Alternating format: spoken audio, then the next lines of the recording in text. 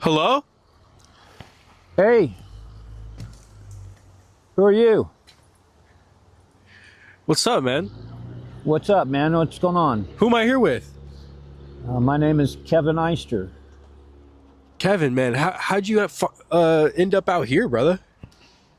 Well, that's kind of it's a long story, but the short of it is my family made me homeless, but they're not keeping me homeless. They just abandoned me. That's all. I haven't figured out how to get out of the hole yet. It's very hard to be when you're homeless and you're on foot. You don't have a vehicle. You don't have any way to get around. I'll look for a job, and I saw one in the paper on Craigslist, and it was for QT, and I wanted to work there because I like QT, but the job was in Leander, the QT at Leander, and the place I had to interview was in Round Rock. I couldn't get to either place, so that makes me unreliable, undependable, and why would an employer, and I wouldn't want an employer to hire me in a place where I couldn't get to. So why am I still here? I haven't figured out how to get out of the hole because I'm 62 years old too. I want to tell you that too. So I'm getting to the point now where walking a long way, it eats my energy up. It's multi-faceted reasons why I am still homeless now, a year later. I mean, would you even call yourself homeless though, man? You got a hell of a spot. I try not to. I really, I don't want to say that word. Being homeless is a label, okay? And it's a bad label.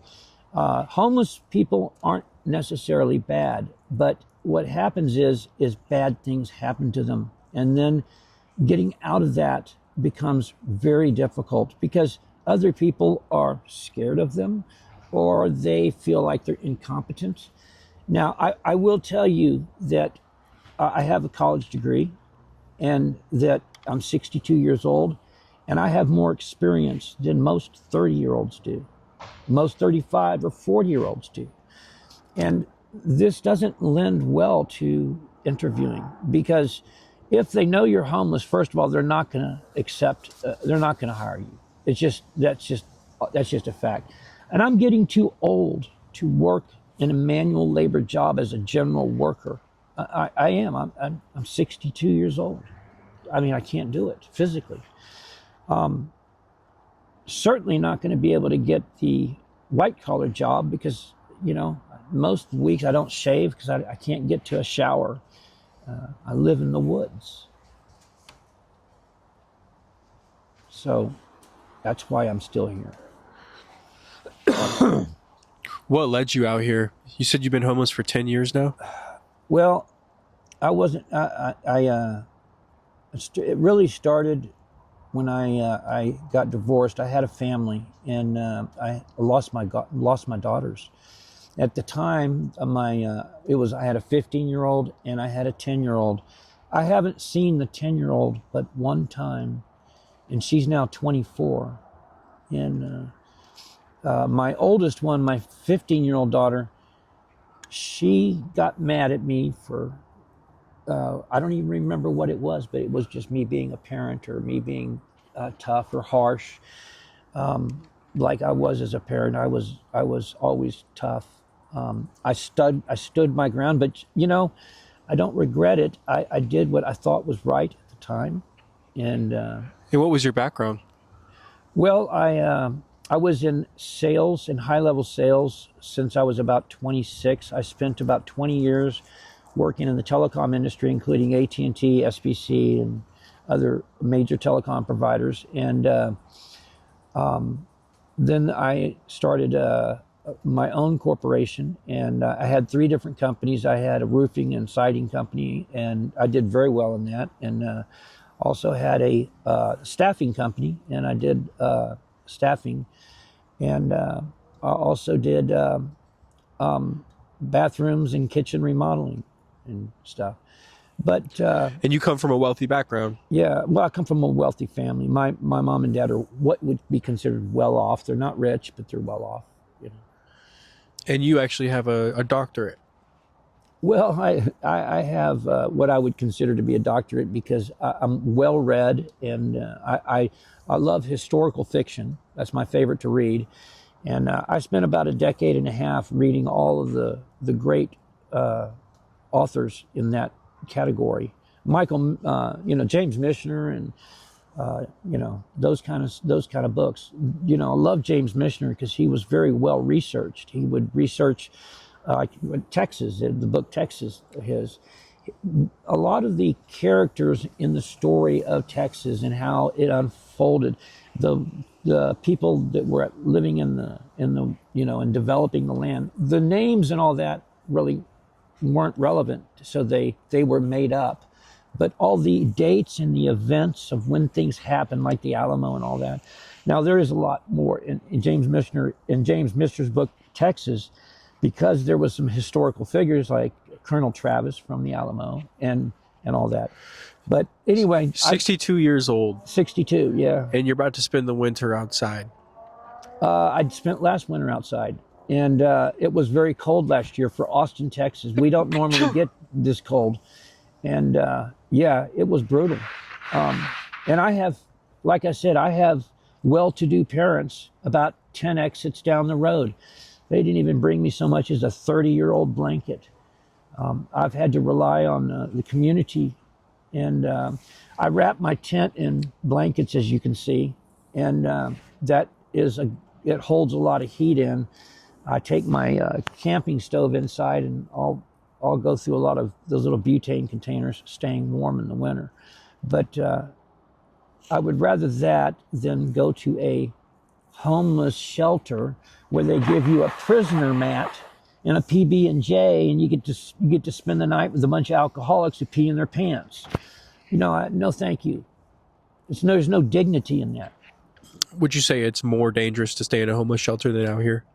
No, I would say that I would say that the homeless shelters are like any NGO. They take public money and they pay themselves extremely well and put out as little as they can. They're not really trying to help the homeless.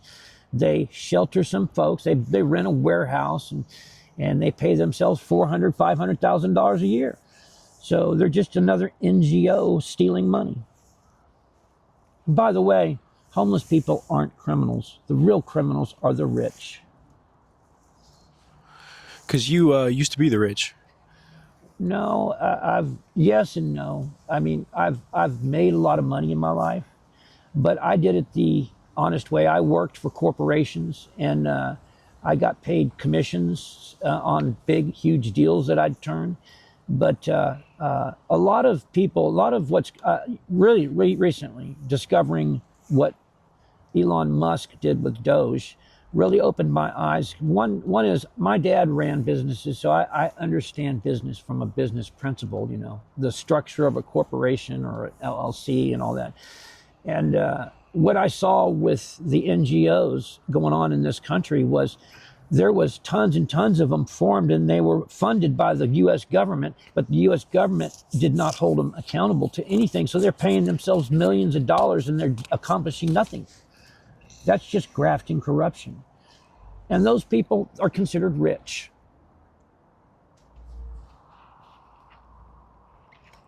Rich versus poor. Well, I think all people who work for a living, work for a major corporation, they're going to get paid the minimum amount. And yes, it's enough to live, but they say to live here in Austin, you have to have $60,000 in income to rent an apartment. How many people make $60,000 a year? Not as many as you think.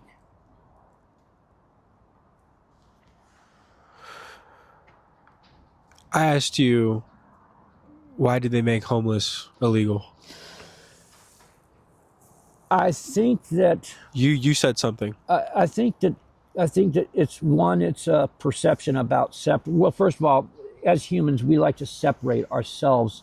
We like to stand on a pulpit and say, oh, you shouldn't do that, and you should do this, and this is how we should live, and this is how you shouldn't live, and all that. But the truth is, I've owned 4 homes. I rented apartments when I was when I was first out of school and all that. And today, I can't afford to, with my income, I can't afford to rent a place, because if I did, it would take 100% of my income, and then I'd just have an empty apartment, and I'd be paying for the water and electricity, but I'd have nothing. I'd have no car. I'd have nothing.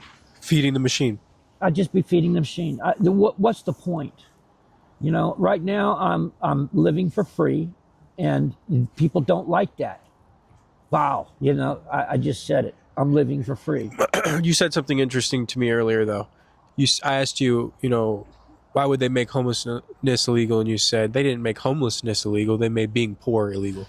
Well, because homelessness is not a choice. I hate it when I hear that saying. They say homelessness is a choice. Let me tell you something. Homelessness is not a choice. For you? No, for anybody. Nobody goes, you don't grow up and say when you're 17 years old, when I grow up, I want to be homeless. Nobody says that. It's not a choice. It's a lack of options.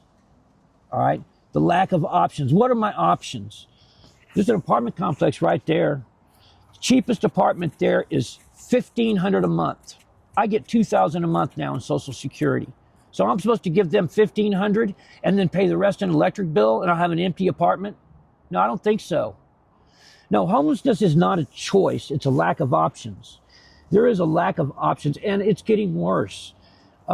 Look, nobody builds apartments except for profit. And land is not being made. There's no more new land being made anywhere.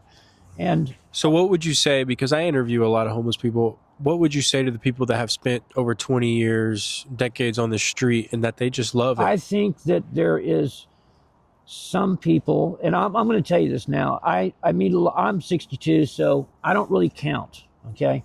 When I meet these 30-year-olds that have a backpack on and they've never had a job, I look at them and say, why aren't you employed? You are 30 years old. You're in the prime of your life.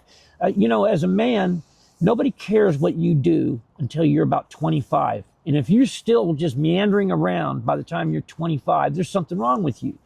So if you take a job, any job, anywhere, and start somewhere, and then get another job, and then get another job, and then get another job, that's okay. But doing nothing but going around, no, that's not okay, and I don't respect it. I don't hang out with other homeless people, because some of these people they're just bad. Why would somebody get cut off by their family?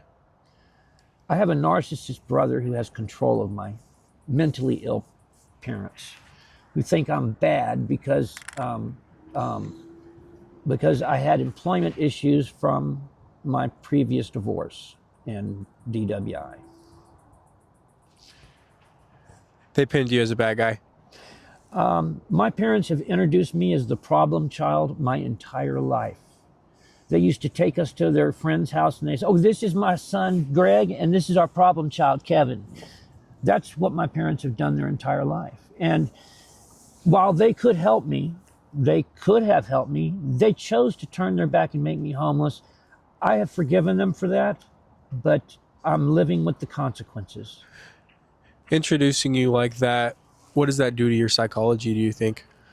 Well, you know, the bottom line is, I always try to equate stuff. Am I supposed to learn something from this? And I guess what I learned out of this is never let yourself fall into the point where you have to rely on somebody.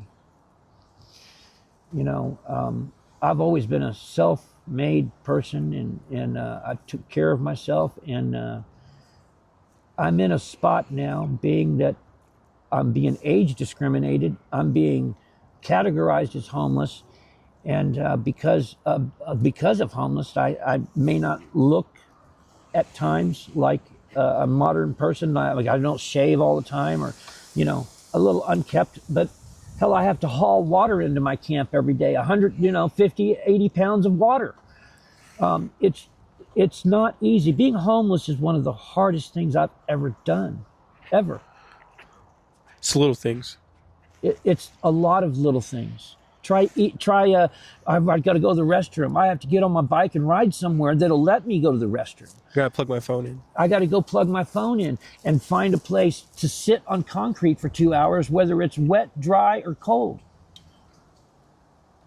Yeah, no, being homeless is not easy. In fact, it's harder than any job I've ever had.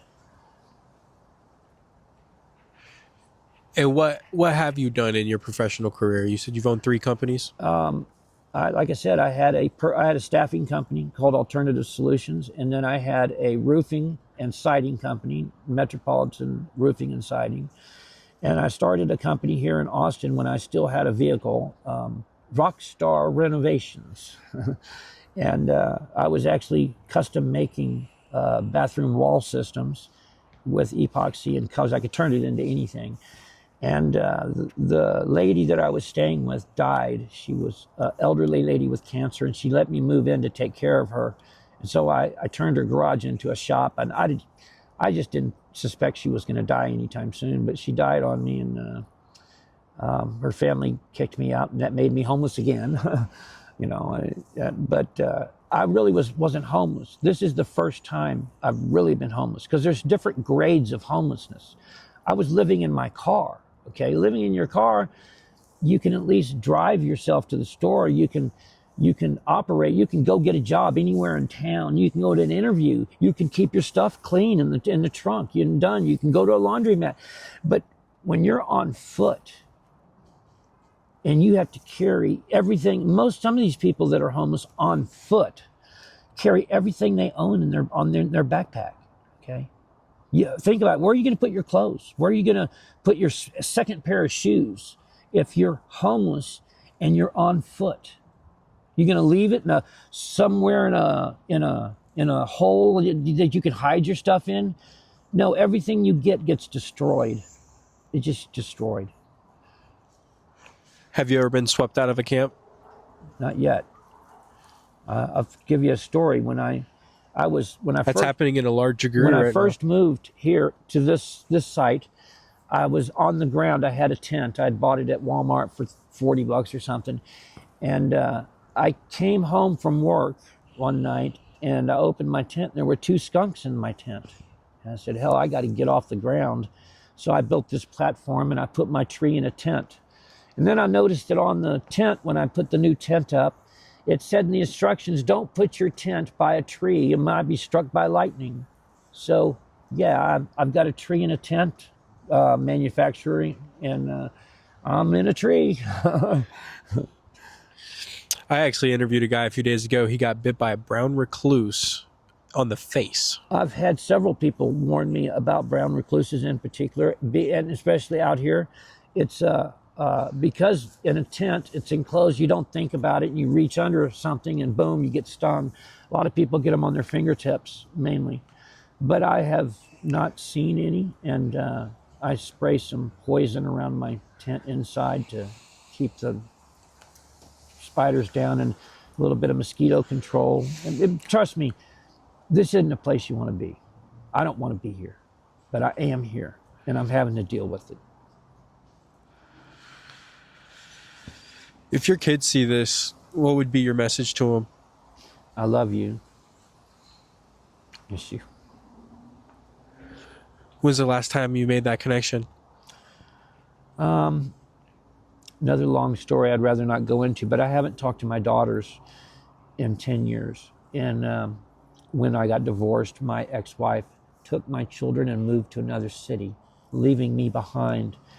And the sense of abandonment that I have, and I still have, I get, my own family just recently abandoned me and made me homeless. So shit. Yeah, just got Put that knife down. I just got stung by a bee.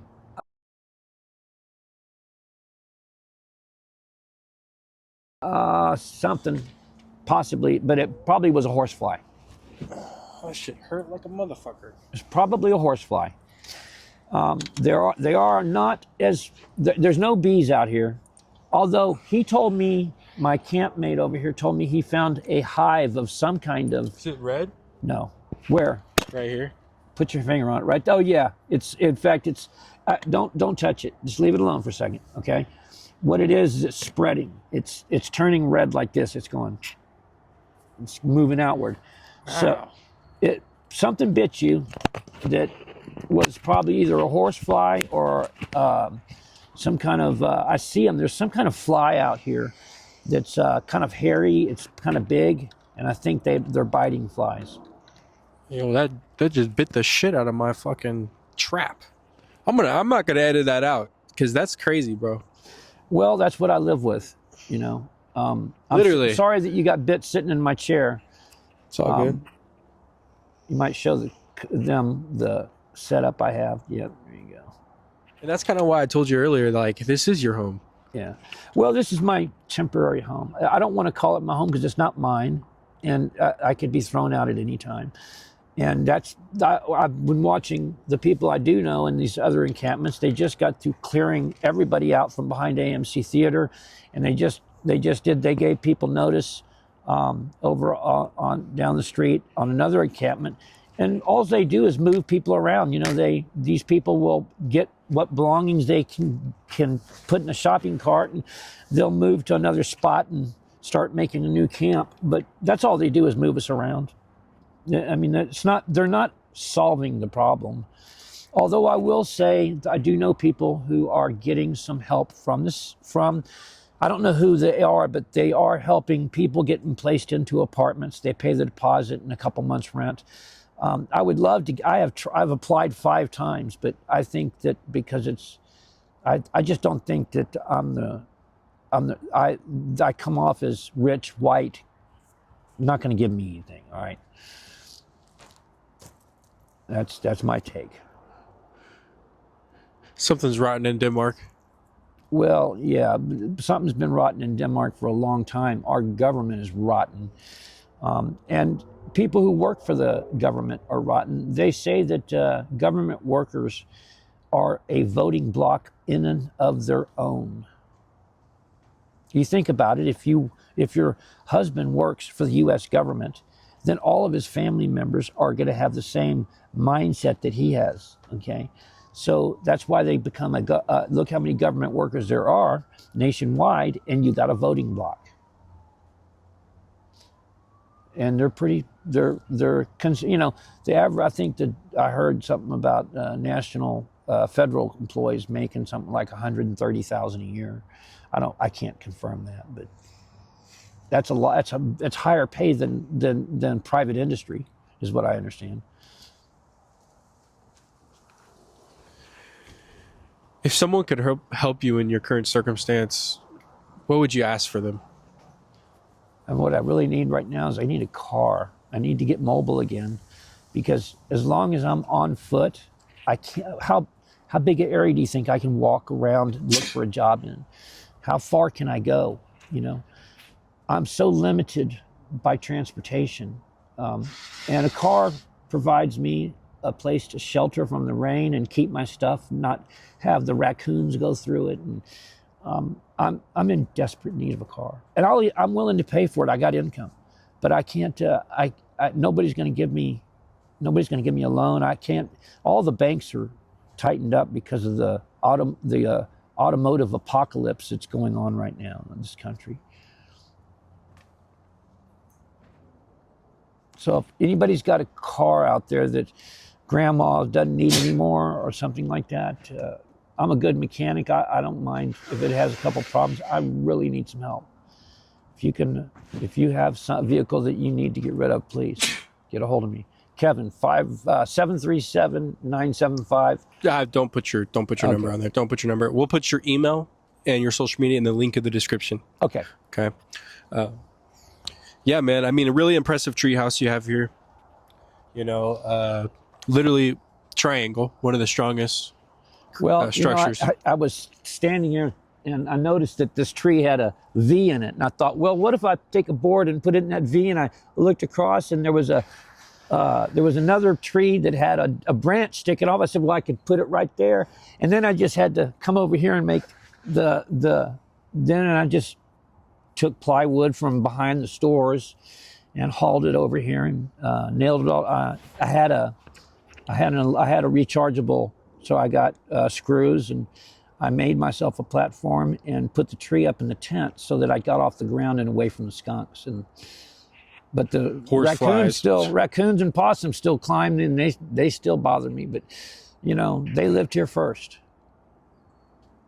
They did live here first. This is all they have left. I at times I want to kill them because they go through my stuff and they terrorize my place because they're so hungry. They wake up every day and they're night dwellers and they go around, but they have so much food available from like Petco's right over there, and there's so much dog food it just falls out of the dumpster that they throw away. There's plenty of food for them, but raccoons are mischievous little animals. They like to steal the food. They want you to know they're there, and they want to steal it. It's really kind of funny.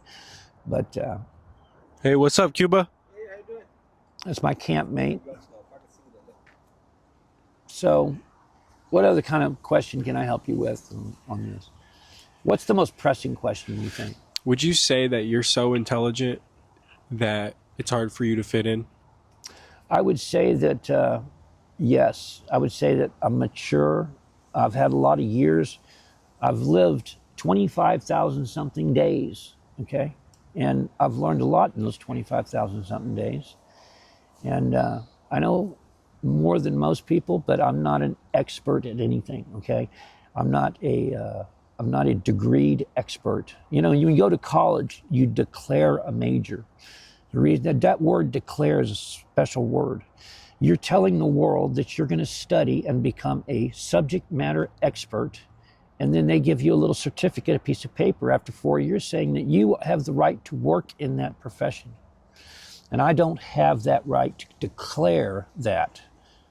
So I'm not a degreed major. Man, thank you for showing us your camp and letting us come out here and talk to you.